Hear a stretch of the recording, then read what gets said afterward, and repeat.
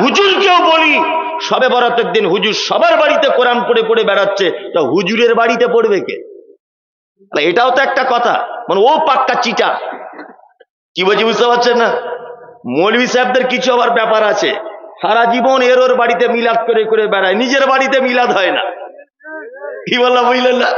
পীর সাহেবরা যেমন চিটিংবাজ, ঠিক তেমন চিটিংবাজি ব্যবসা। আমার বইয়ের ছেলে হয় না তখন যাচ্ছে হুজুরের কাছে তাবিজ আনতে, আর হুজুরের বইয়ের যখন বাচ্চা হয় না প্লেনে করে যাচ্ছে সিঙ্গাপুরে। এ হারামখোর, হারামখোর, তোর তাবিজে আমার বইয়ের যদি ছেলে হয়, তোর তাবিজে তোর বইয়েরও হোক, তবেই তো বলবো বাপের বেটা। সব চিটা।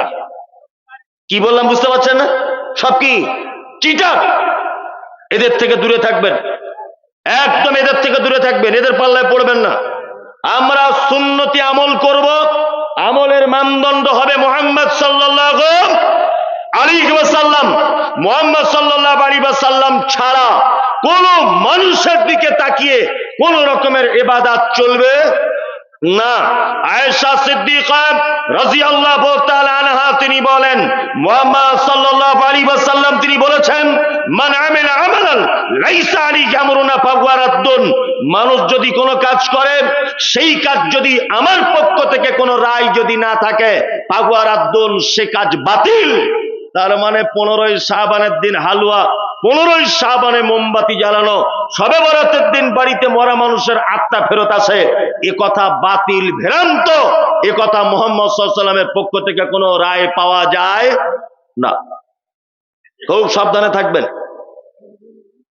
আল্লাহ তুমি আমাদেরকে সুন্নত বোঝার তৌফিক দান করো, আমিন আমিন। আচ্ছা, আপনারা যারা বসে আছেন নবীজিকে ভালোবাসেন কারা?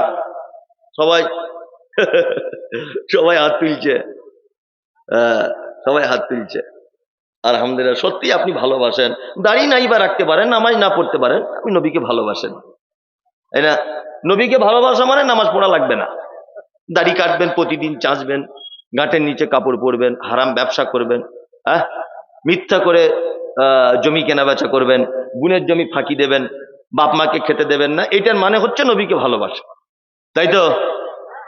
না, নবীকে ভালোবাসা মানে মুহাম্মদ সাল্লাল্লাহু আলাইহি ওয়াসাল্লামের আনিত দ্বীন, মুহাম্মদ সাল্লাল্লাহু আলাইহি ওয়াসাল্লামের দেওয়া পদ্ধতি পুঙ্খানুপুঙ্খ রূপে নিজের জীবনে বাস্তবায়ন করা, এর নাম হচ্ছে নবীকে কি ভালোবাসা। নবীজি নামাজ পড়তেন?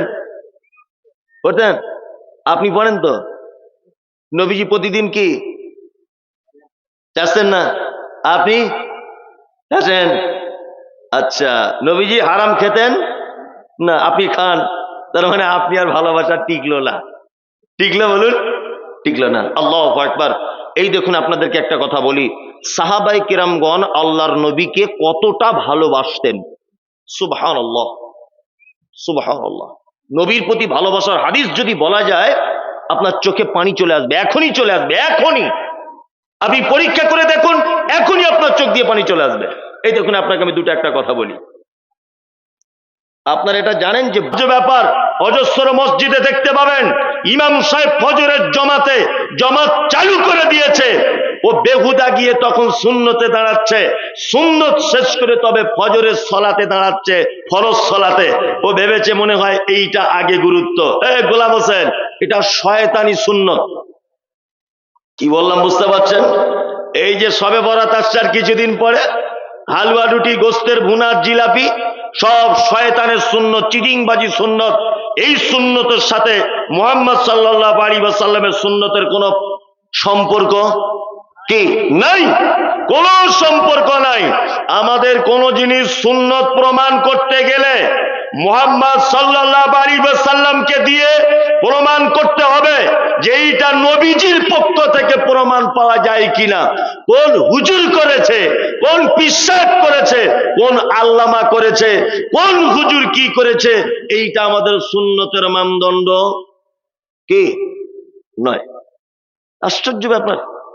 আমি বারবার বলছি এ কথা মুহাম্মদ সাল্লাল্লাহু আলাইহি ওয়াসাল্লাম বলেছেন, আরো বারবার বলছি এ কথা আবু হানিফা বলেছে, আমি বারবার বলছি এ কথা মুহাম্মদ সাল্লাল্লাহু আলাইহি ওয়াসাল্লাম বলেছেন, ও বারবার বলছে আব্দুল কাদের জিলানী কাজ করেছে, আমি বারবার বলছি এ কথা মুহাম্মদ সাল্লাল্লাহু আলাইহি ওয়াসাল্লাম বলেছেন, ও তখন বলছে বারবার আমাদের অমুক হুজুর সাহেব বলেছেন। আচ্ছা বলুন তো, অমুক হুজুরকে দিয়ে ইসলাম চলবে? চলবে?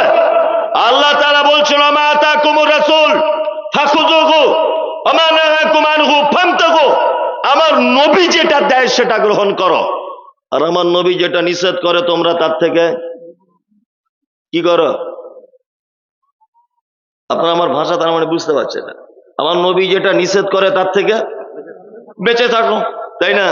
তাহলে আমাদেরকে প্রতিটা জিনিস, সোনা যেমন কোষ্টি পাথর দিয়ে যাচাই করতে হয়, হ্যাঁ, সোহাগা দিয়ে যেমন গলিয়ে তার আসল বার করা হয়, ঠিক তেমন আমাদের জীবনযাপনের প্রতিটা জিনিস আমরা মুহাম্মদ সাল্লাল্লাহু আলাইহি ওয়াসাল্লামের হাদিসের মানদণ্ডে এনে তবে সেটা সুন্নত বলে প্রমাণ করব। কোন হুজুরের কথা দিয়ে সুন্নত প্রমাণ হবে কি না। আশ্চর্য ব্যাপার, কত যে ভ্রান্ত ভাবে চলছে সমাজ, আস্তাগফিরুল্লাহ। আপনি অবাক হয়ে যাবেন, অবাক হয়ে যাবেন।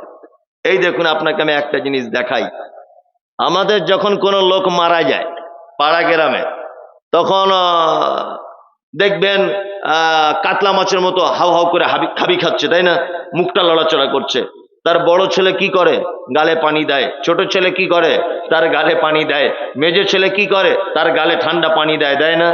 ও কি তখন বলতে চায় যে বেটা আমাকে একটু পানি দাও? ও এটা বলে? ও এটা বলে? বলে না। কি বলে? আল্লাহর নবী বলেছেন, কোন ইমানদার মানুষের আত্মাকে যখন মালাকুল মউত যখন বার করে নেয়, এত নরম করে তার আত্মাটাকে ধরা হয়, তার আত্মাটাকে টেনে যখন বার করা হয়, মায়ের কোলে যেমন শিশু ঘুমিয়ে থাকে, মায়ের কোলের ভিতরে শিশু যেমন গরমের তাপ নিয়ে ঘুমায়, নবীজি বলেছেন মালাকুল মউত ওই লোকটার আত্মাটাকে এমন করে ধরে, ভালো লোকের আত্মা, যে তার আত্মাটা বার করার সময় তার বসে থাকা তার স্ত্রী বুঝতে পারে না, তার পাশে থাকা তার বেটি বুঝতে পারে না, তার পাশে থাকা তার বড় বেটা বুঝতে পারে না, তার পাশে থাকা তার বৌমা বুঝতে পারে না। নবীজি বলছেন তারপরে লোকটা যদি খারাপ হয়, লোকটা যদি বদকার হয়, লোকটা যদি 2 নম্বরই হয়, তাহলে মালাকুল মউত এমন করে তার আত্মাটাকে ধরে, তার আত্মার সঙ্গে যেন তার শিরা উপশিরা গুলো সব যেন ছিঁড়ে বার হয়ে আসে। ওই জন্য অনেক সময় দেখতে পাওয়া যায় যে কিছু মানুষ মরার পরে তার গাল হা করে থাকে, আবার কারো চোখগুলো দেখবেন বড় বড় হয়ে থাকে, আবার কেউ দেখবেন হাতগুলো বেঁকিয়ে দেয়, কেউ দেখবেন পাগুলোকে বেঁকিয়ে দেয়। এটা ভালো মন্দ একটা চিহ্ন বলা যেতে পারে। এই আত্মাটাকে যখন বার করে এত কষ্ট হয় মৃত মানুষের, ওই মৃত মানুষটা তখন গরম পানি চায় না, ঠান্ডা পানি চায় না, দুধও চায় না, আপেল আঙ্গুরের বেদানার রস খেতে চায় না। ও তখন একটা কথা বলে, ফায়াকুলা ও রব্বি লাউলা আখখারতানি ইলা আজালিন করিব ফাসাদদাকা ওয়া আকুম মিনাস সালিহিন। আল্লাহ গো, আমার কাছে মালাকুল মউত চলে এসেছে, পৃথিবী নামক জায়গাতে আমার আর থাকার অবস্থান নাই, 1 মিনিট আমি আর টিকে থাকতে পারবো না। আল্লাহ তুমি আমার আত্মাকে বার করে নিচ্ছ, আমি মৃত্যু নামক রোগে আক্রান্ত হয়ে যাব। আল্লাহ এখনই আমাকে কবরে চলে যেতে হবে। ও রব গো, আমাকে তুমি 2-1 মিনিট টাইম দাও, ফাসাদদাকা ওয়া আকুম মিনাস সালিহিন। আল্লাহ আমাকে একটু টাইম দাও, আমি পৃথিবীতে গিয়ে একটু একটা সাদকা করে আসি, কিছু দান করে আসি, এই সুযোগটা তুমি আমাকে দাও। তাহলে একটা মানুষ মারা যাওয়ার সময় কি বলে? কি বলে? আল্লাহ আমাকে একটু টাইম দাও, কিছু দান করে আসি। ও খুব মৃত্যু যন্ত্রণায় আছে, খুব কষ্ট হচ্ছে ওই লোকটার, তাই না? আল্লাহর নবী কি বললেন? নবীজি বললেন আখিরুল কালাম লা ইলাহা ইল্লাল্লাহ ফাদাখালাল জান্নাত। কোন মানুষ মারা যাবার আগে তার জীবনের শেষ কথা যদি এটা হয় লা ইলাহা ইল্লাল্লাহ, তাহলে তার থাকার জায়গা কোথায়? কোথায়? জান্নাত। এইবার আমরা কিছু কিছু বেদাত কাজ করি, ভুল কাজ করি, সেগুলো বলছি। কেউ বসে আছে চামচে করে বেদানার রস দিয়ে, কেউ আঙ্গুর ফল নিচুড়িয়ে রস বার করে বসে আছে, মারা যাচ্ছে ওর গালে দিচ্ছে, দেয় না আপনাদের এখানে? দেয়। আর কেউ কেউ আবার তাকে বলে, চাচা এই চাচা একবার লা ইলাহাটা বলো, লা ইলাহাটা বলো। একদম নয়, তাকে বলা যাবে না, কারণ সে এখন মৃত্যু যন্ত্রণায় ছটপট ছটপট করছে। আপনি যাকে তাকে লা ইলাহা ইল্লাল্লাহর আদেশ যদি দেন, আর ও যদি একবার রাগ করে যদি বলে তোর লা ইলাহা ইল্লাল্লাহ, আমার এখন যন্ত্রণায় 12টা বাজছে লা ইলাহা করছে, এইটা যদি একবার বলে যদি ও অঙ্গীকার করে, হ্যাঁ, ও যদি ইনকার যদি করে, তাহলে ফাদা কালার না, তার থাকার জায়গা কোথায়? হ্যাঁ, জাহান্নাম। নবীজির হাদিস, কোন মুমূর্ষ ব্যক্তি পৃথিবী থেকে চলে যাচ্ছে, তুমি তার কাছে বসে তার সাইটে দাঁড়িয়ে তুমি নিজে নিজে বলো লা ইলাহা ইল্লাল্লাহ, তুমি নিজে নিজে বলো। তোমার বলাতে যদি ও একবার বলে দেয়, তোমার বলাতে যদি ও একবার বলে দেয়, তাহলে ওর থাকার জায়গা কোথায়? কোথায়? জান্নাত, তাই না? আমরা লা ইলাহা বলা বাদ দিয়ে তাড়াতাড়ি করে বলছে ওই মাদ্রাসার 12টা ছেলে ডেকে আন, যে মাদ্রাসার 12টা ছেলে ডেকে আনলো, ওই বিপদগ্রস্ত মানুষের চারিদিকে বসিয়ে দিল, সবাই মিলে ইয়াসিন সূরা পড়ছে। করে মেয়েরা কোরআন পড়ে না বাড়ি বসে বসে? কেন কি ওই লোকটা কি এখন কোরআন শুনতে চাইছে? যদি বলছেন হুজুর কোরআন পড়লেও দোষ, আরে কোরআন পড়লেও দোষ, কোরআন পড়লেও কি দোষ? সব জায়গাতে সব জিনিস চলে কি না? সব জায়গাতে সব জিনিস চলে? চলে না। নামাজ যখন পড়েন, রুকুতে যখন যান, তখন কি বলেন? সুবহানা রাব্বিয়াল আযীম, তাই না? আচ্ছা, এইটা সুবহানা রাব্বিয়াল আযীমটা বাদ দিয়ে একদিন কুলুহটা বলেন তো, চলবে? ইন্না আতাইনাটা বলুন, চলবে? সূরা ফাতিহাটা বলুন, চলবে? তার মানে কোরআন বলেই যে সব জায়গায় পড়া যাবে তা কি নয়। যে জায়গাতে যেটা পড়তে বলা হয়েছে সেই জায়গাতে সেটা পড়া কি লাগবে। এসবগুলো শয়তানি কাজ, একদম নয়। যে মারা যাচ্ছে তার পাশে বসে শুধুমাত্র এটা বলবেন লা ইলাহা ইল্লাল্লাহ। কোন কোরআন পড়া, কোন ঝাড় ফুঁক, কোন দোয়া বলে তার গায়ে ফুঁক দেওয়া, আর বেদানার রস, আপেলের রস, এইসব না করে মুহাম্মদ সাল্লাল্লাহু আলাইহি ওয়াসাল্লামের সুন্নতি কাজ, তার পাশে বসে লা ইলাহা ইল্লাল্লাহটা বলবেন, তাকে বলতে বলবেন না। কিন্তু আমাদের এমন করে হুজুররা শিখিয়ে দিয়েছে, ইয়াসিন সূরা পড়ে পড়ে পড়ে পড়ে পাছা ওর ঘাম বার হয়ে গেছে। আবার এখন হুজুররাও চিটিংবাজ। নতুন বাড়ি করেছেন, কোরআন খতম করার জন্য দাওয়াত করেছেন মাদ্রাসার ছেলেদের, একদম এত স্পিডে পড়ছে ইয়াসিন আল কোরআন, 1.5 ঘন্টা বলছে হুজুর শেষ। বলছে এত তাড়াতাড়ি হলো কি করে? বলছে আগে 27 পারা পড়া ছিল।